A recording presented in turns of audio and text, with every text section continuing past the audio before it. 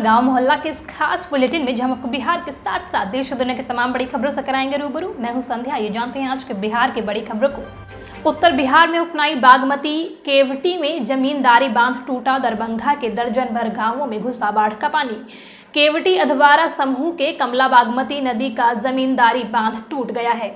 बांध के टूट जाने से करीब दर्जन गांवों में बाढ़ का पानी घुस गया है। बताया जा रहा है कि नेपाल में लगातार हो रही बारिश के कारण उत्तर बिहार की नदियों का जलस्तर बढ़ना शुरू हो गया है। कोसी, सहरसा, सुपौल, खगड़िया में गंडक, गोपालगंज, मुजफ्फरपुर, दरभंगा, मुजफ्फरपुर, समस्तीपुर और पूर्वी चंपारण में गंडक, बागमती और बूढ़ी गंडक लाल निशान के ऊपर बह रही है। सीएम नीतीश का निर्देश, बाढ़ राहत कैंप में होगा कोरोना टेस्ट और टीकाकरण। संक्रमितों के लिए विशेष इंतजाम। कोरोना के गहराई संकट और संक्रमण के खतरे को देखते हुए बिहार के मुख्यमंत्री नीतीश कुमार ने राहत कैंपों में कोरोना जांच और टीकाकरण का काम अनिवार्य रूप से कराने का निर्देश दिया है। सीएम ने कहा है कि जांच के दौरान कैंप में जो भी संक्रमित पाए जाते हैं उनके रहने और देखभाल की अलग से व्यवस्था की जाए। सीएम नीतीश कुमार ने कोरोना संक्रमण और बाढ़ दोनों के एक साथ सामने होने पर चिंता जताई है। उन्होंने कहा कि अभी कोरोना का दौर भी है और साथ ही अब बाढ़ की स्थिति भी सामने है, इसलिए प्रभावित क्षेत्रों में बचाव एवं राहत का काम योजनाबद्ध तरीके से करें और आगे के लिए पूरी तरह से सतर्क रहें। उन्होंने इस दौरान सभी तैयारियों को रखने का निर्देश भी दिया है। उपेंद्र कुशवाहा से मिलने पहुंचे जेडीयू सांसद ललन सिंह। बिहार में बढ़ा सियासी तापमान। मोदी कैबिनेट विस्तार के बाद आज राजधानी पटना में सियासी हलचल तेज है। पटना में जेडीयू सांसद ललन सिंह पार्टी के संसदीय बोर्ड के अध्यक्ष उपेंद्र कुशवाहा से मिलने उनके आवास पर पहुंचे। यहां पर दोनों नेताओं के बीच करीब 1 घंटे तक बंद कमरे में मुलाकात हुई। यह मुलाकात राजनीतिक मायने में अहम बताया जा रहा है। जानकारी के अनुसार जेडीयू सांसद ललन सिंह आज उपेंद्र कुशवाहा के सरकारी आवास पर मिलने पहुंचे। आज ही उपेंद्र कुशवाहा अपने बिहार यात्रा के लिए पटना से निकलेंगे। इधर मुलाकात के बाद ललन सिंह ने कहा कि सीएम पहले ही कैबिनेट विस्तार पर कह चुके हैं, ऐसे में मैं क्या बोलूंगा। उन्होंने आगे कहा कि जेडीयू में सब कुछ ठीक है। गंगा, कोसी, महानंदा और बरंडी नदी में उफान से निचले इलाके में फैली तबाही। तटबंधों पर बन रहा दबाव।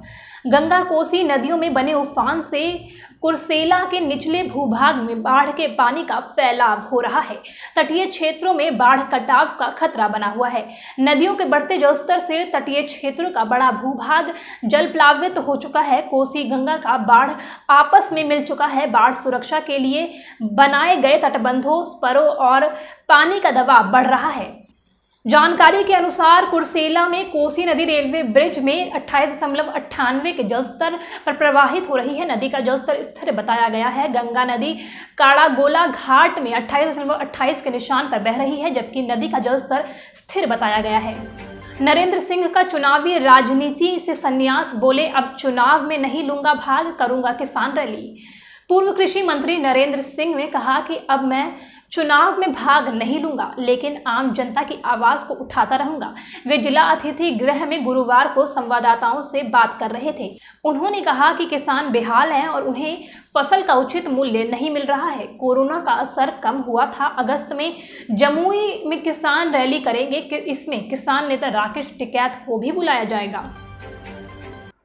बिहार में सीएनजी पर 28% वैट। दिल्ली में कोई वैट नहीं। डीजल, पेट्रोल भी दिल्ली से महंगा। सीएनजी पर लगने वाला वैट बिहार में सबसे अधिक है। इससे पटना में सीएनजी की कीमत पूरे देश में सबसे अधिक है। पटना में सीएनजी पर 20% वैट प्रति किलो लिया जाता है। दिल्ली में सीएनजी पर कोई वैट नहीं है।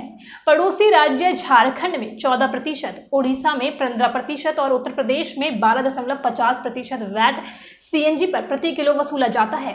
पटना में इस वक्त सीएनजी 61.90 रुपये प्रति किलो है। दिल्ली में 43.40 रुपये प्रति किलो है। अगस्त के अंतिम सप्ताह में होगा पहले चरण का मतदान। राज्य निर्वाचन आयोग ने पंचायत आम निर्वाचन को लेकर सभी जिलों से 10 चरणों में मतदान कार्यक्रम की रिपोर्ट तैयार कर प्राप्त कर ली है। अब आयोग 10 चरणों में चुनावी कार्यक्रम की तैयारी में जुट गया है। आयोग अक्टूबर नवंबर तक के सभी पर्व, त्योहारों और जयंती समारोह को ध्यान में रखकर मतदान की तैयारी में जुट गया है।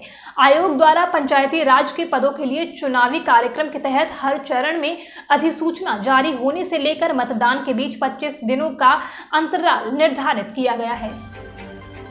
ऑनलाइन नामांकन करने का दिया गया विकल्प, रैली को लेकर भी दिशा निर्देश।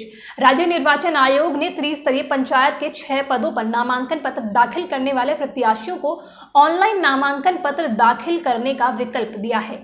आयोग ने कहा है कि जो उम्मीदवार ऑनलाइन पद्धति से नामांकन पत्र दाखिल करना चाहते हैं, उनको राज्य निर्वाचन आयोग की वेबसाइट पर प्रारूप उपलब्ध है।